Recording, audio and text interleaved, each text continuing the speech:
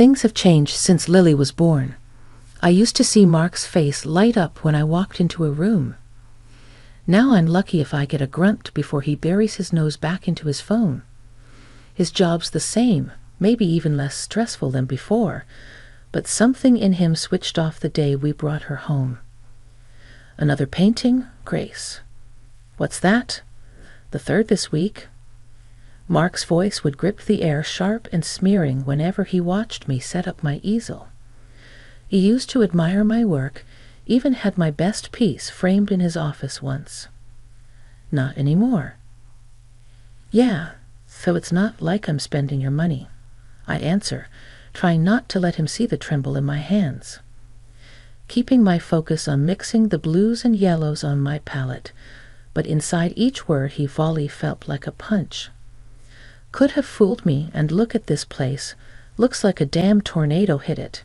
He'd scanned the room, his eyes scanning every toy and blanket out of place, holding them up like evidence of my failures. I'm with Lily all day and she's a handful. I'd fight back, my voice not as steady as I'd liked. And maybe if you helped a little around here. Help with what? You're home all the time. You deal with it. That was our deal, remember? I make the cash, you handle the rest. Not my fault you can't manage. He cut me off, leaving no room for argument. Every night ended the same, with him turning away and dismissing me with a scoff when he left for work. Lily would tug at the hem of my shirt, her little eyes confused. "Daddy mad?" she would ask, her tiny lips quivering at the thought. "No, baby, Daddy just has a lot on his mind. Here, help Mommy choose the colors." Yeah, I'd pull her into my arms, trying to smile for her sake, guiding her hand to pick out colors together. Together we paint, and for a while, the bitterness in Mark's tone would get drowned out by her laughter and our shared world of color. I knew my paintings were good, not because I was full of myself, but because they were the only thing I had left from a time when I felt confident, vibrant. That evening, when Mark came home, I did what I always did. I tried to greet him with a warm dinner, a clean house, and Lily squeaky from her bath and dressed in her best pajamas. "Hey," I said, the smell of roast chicken trailing behind me. "How was your day?" He grunted in reply, shrugging off his coat and throwing it over the couch. His eyes caught mine, then the easel set up in the corner of our living room. "Still haven't gotten rid of that junk car." "It's not junk, Mark. I'm working on something," I responded, wariness seeping through. "Looks like a waste of time and money. You could be doing something productive, you know." He walked past me to the fridge, not waiting for an answer. Productive seemed to mean anything that made money or made his life easier. I wasn't doing either to his liking. "I am doing something," I said, my voice firmer now. "I'm raising our daughter and keeping her home, and I'm trying to hang on to something that matters to me. My painting matters to me, Mark." He didn't even pause, just popped open a beer and drank deeply. "Call it what you want, Grace. To me, looks like you're just filling time, making a mess I'll have to pay someone to clean up." I felt the sting, not from the unkindness of the words. I was getting used to that, but from the dismissal of my dreams, my passion.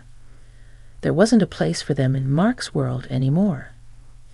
"Dinner's ready," I called out, in what felt like a weekly performance, standing with quivering hands as I served the meal.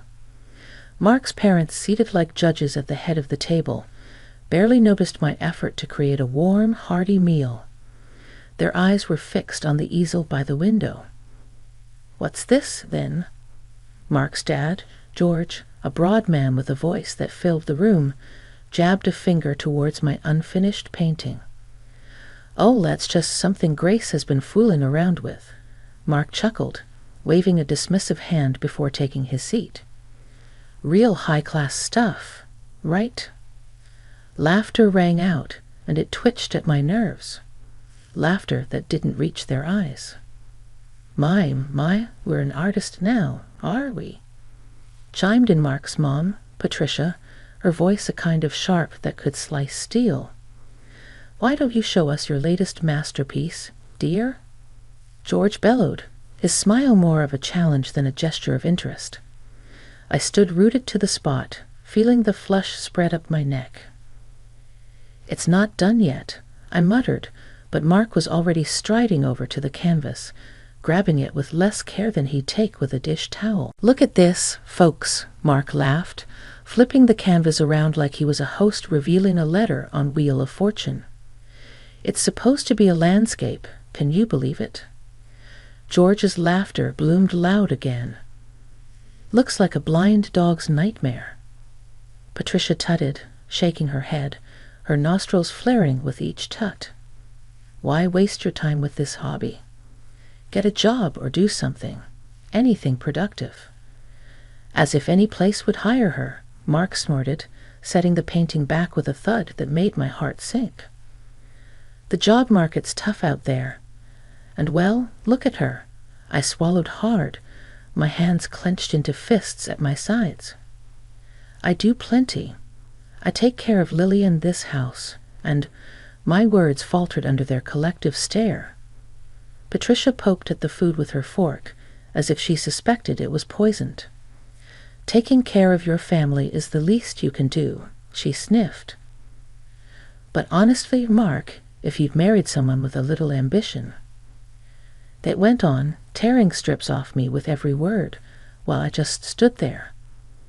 The room closed in, their words pressing on my chest, squeezing the air from my lungs. I felt myself slipping away, becoming smaller, insignificant in this grand performance of theirs.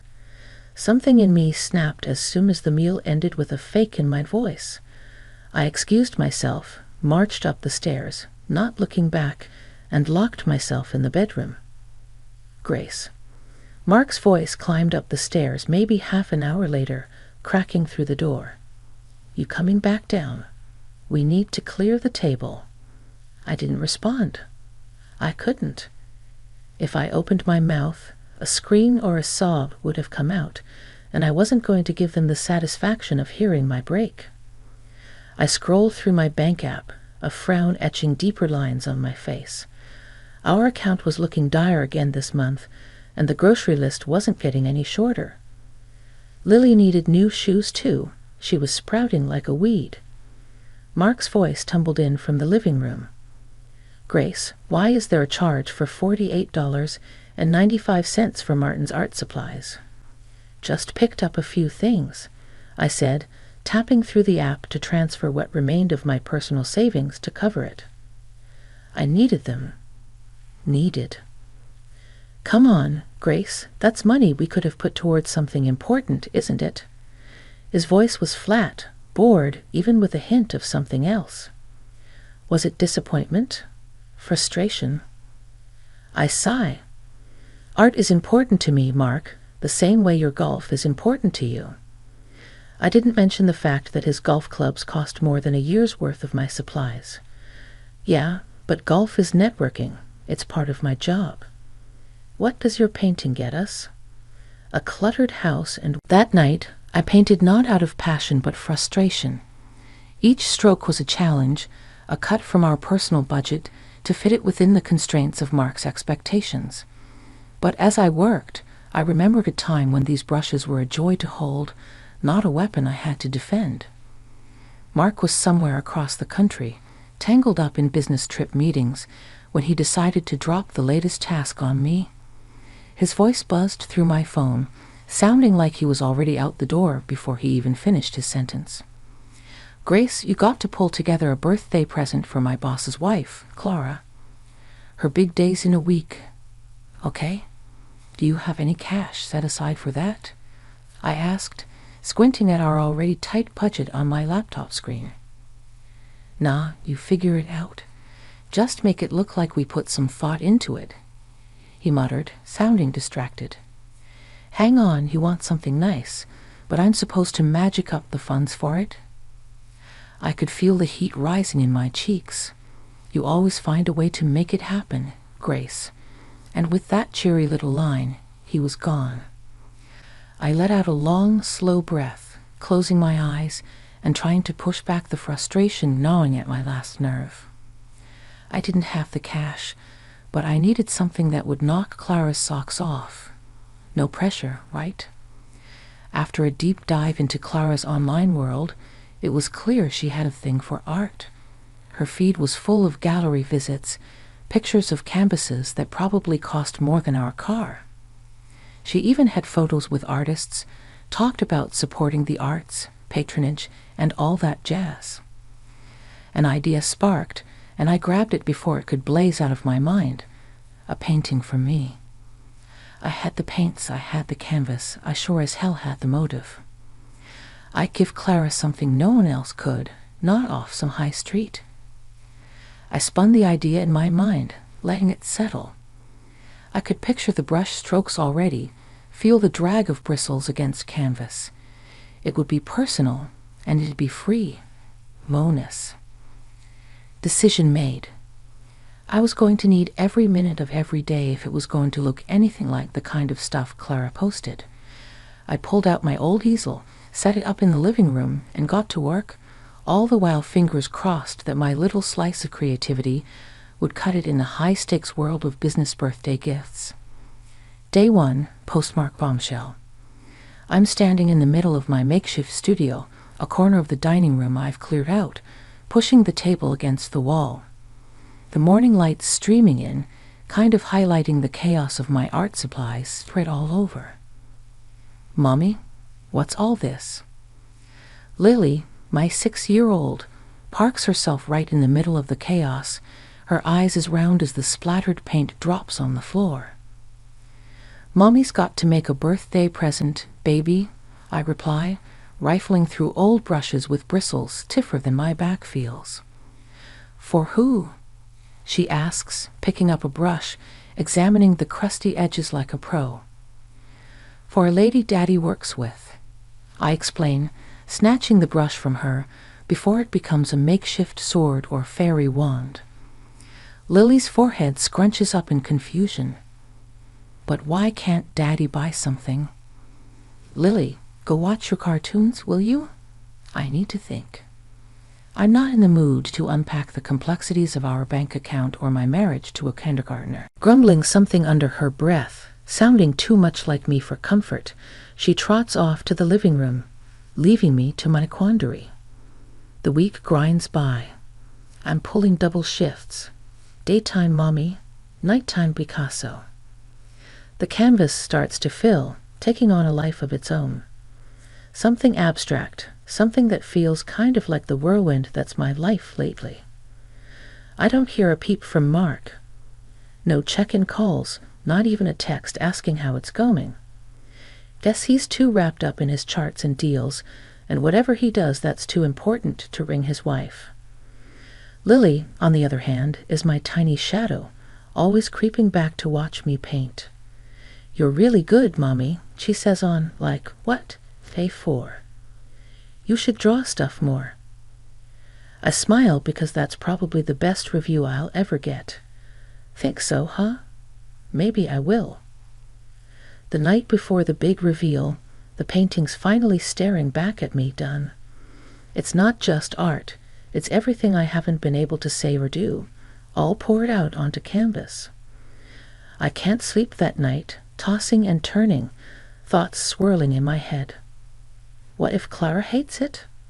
What if Mark thinks I've wasted my time? What if? But the morning comes clear and bright. The painting's wrapped up, no fancy paper, just brown parcel stuff, but neat. A nice bow from Lily's hair ribbons, because why not? So there I was, at the boss's wife's birthday bash, my arms wrapped tight around a package. The painting I hoped would be a hit. I slid through the crowd, eyes low, wishing I could blend into the wallpaper. Mark was there too, just flown in hot from his latest trip, looking every inch the man who had it all except the picture-perfect trophy wife. His eyes swept over the women, polished and perfect in their cocktail dresses, then landed on me like a ton of bricks. I saw that look on his face, like he just bit into a lemon. He looked me up and down and shook his head, just enough so only I'd notice.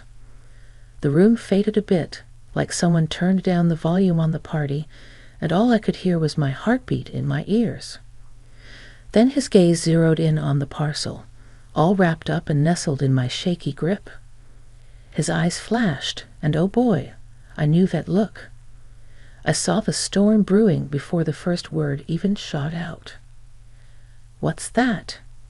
he spat, barely keeping a lid on it.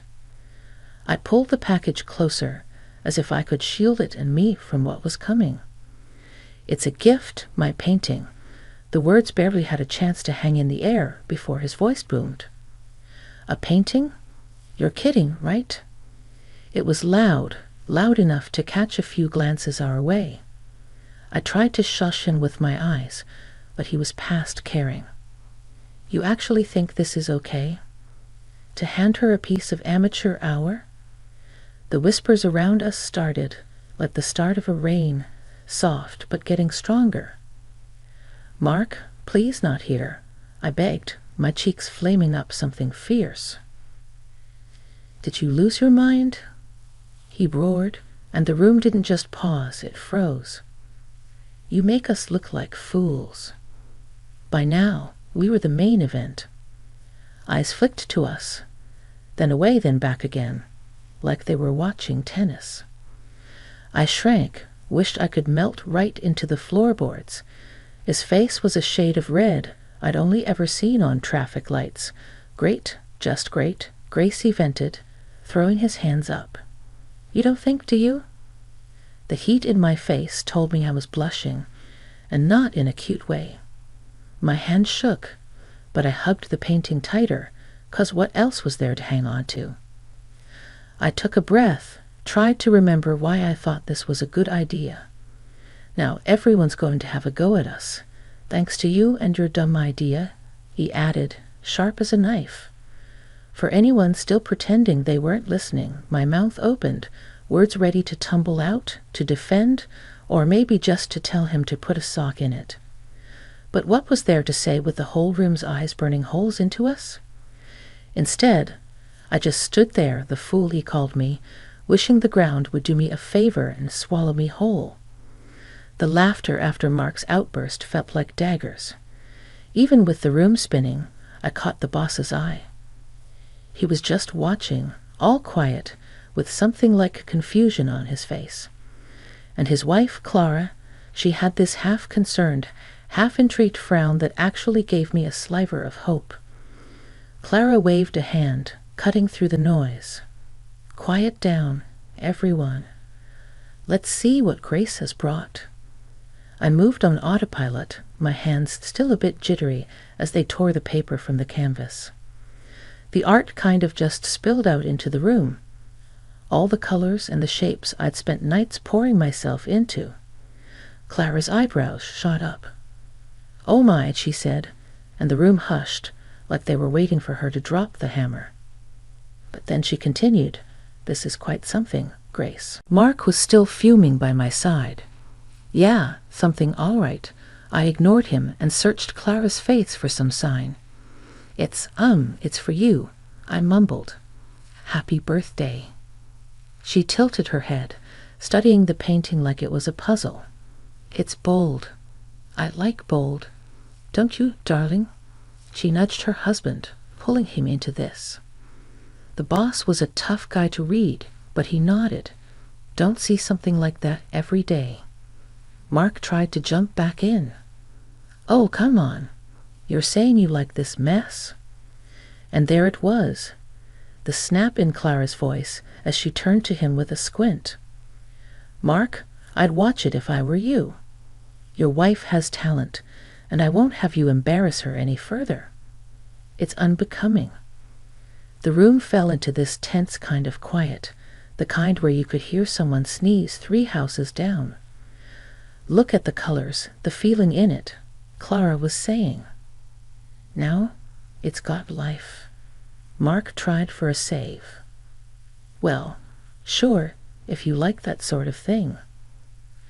But Clara cut him off. "I do. It's decided. This goes right in the foyer." I blinked. Was this actually happening? You sure, babe? The boss chimed in.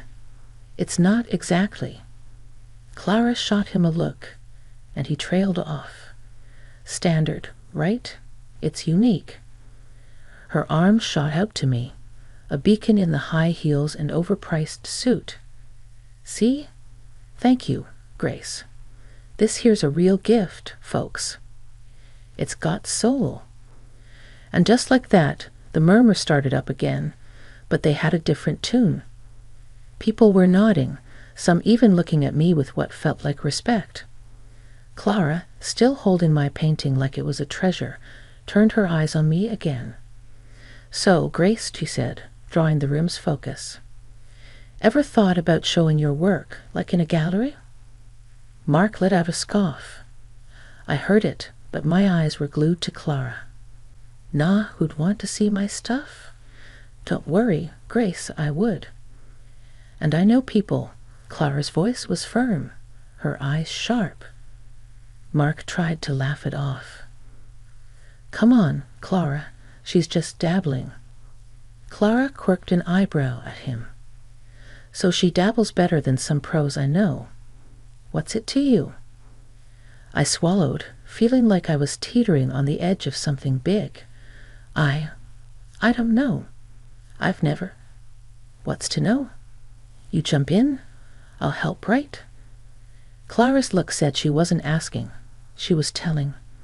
A giggle slipped from me. It was nervous, a bit wild-sounding even to my own ears. Sure, right. Clara beamed. Good, it's settled then. After that, whispers flitted around like moths to a flame. People who barely gave me the time of day were now hanging on my arm, talking about my work. It felt surreal, like walking through someone else's life. Mark was suddenly there again, his hand on my back almost scalding. You're not serious about this, are you? There was that edge in his voice, like a knife threatening to cut. I turned to him, feeling the weight of the crowd, the pull of something new. Yeah, I am. My voice was stronger than it had felt in years. He looked at me, really looked at me for the first time that night. What about us? What about us, Mark? I repeated. We've been over for a longer time than I want to admit. That shook him. He stepped back. I thought we were fine. I turned to face him fully. You thought wrong. The words were colder than I intended, but they needed to be said. Mark ran a hand through his hair, looking beaten. So what? We just end it. I looked down at the color splashed across the nails on my fingers, at the rings that didn't mean what they were supposed to anymore. We ended it a long time ago. Now we're just making it official. He didn't have anything to say to that. I watched him walk away, his shoulders hunched. Clara's hand touched my shoulder. You okay, hon? I nodded. I am.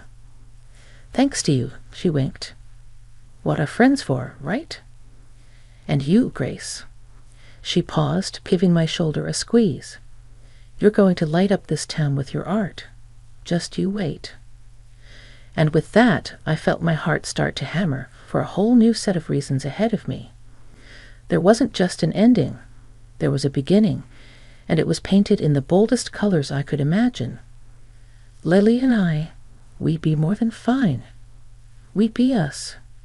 Unapologetically, unfalteringly us.